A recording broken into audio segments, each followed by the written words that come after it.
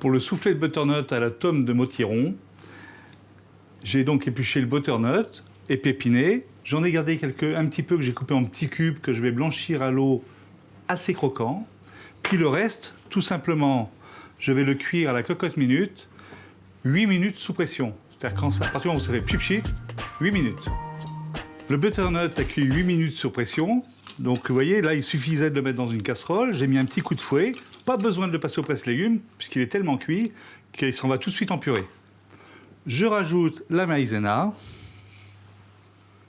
Et je vais laisser cuire l'ensemble environ 2 minutes, de façon à lier la purée, ce qui va donner tout le corps au soufflé. Donc la maïzena a bien cuit avec le butternut, je l'ai débarrassé dans un cul de poule et je le laisse légèrement refroidir.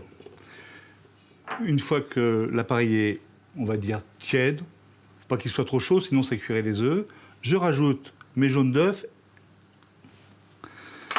et ma crème fraîche.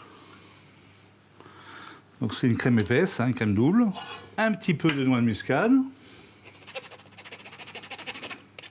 Une pointe de paprika.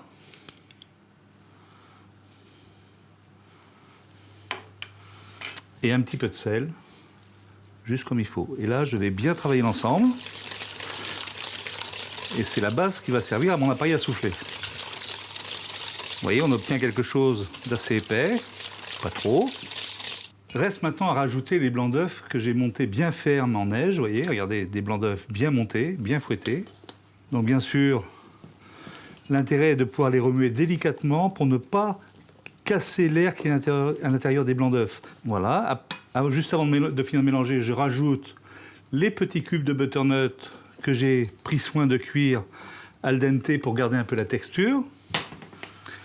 La tome de Motiron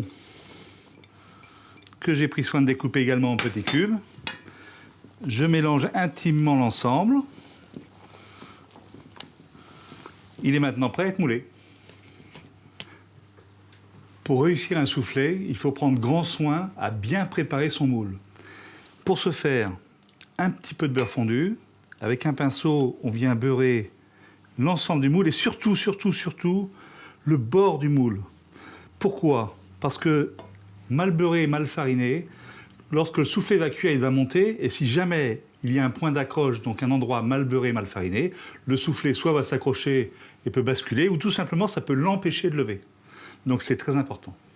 Reste à remplir avec l'appareil les soufflés, environ aux 3/4 de leur capacité. Et c'est parti pour le four, 170 degrés pour 15 minutes. Le soufflé est prêt, tous à table.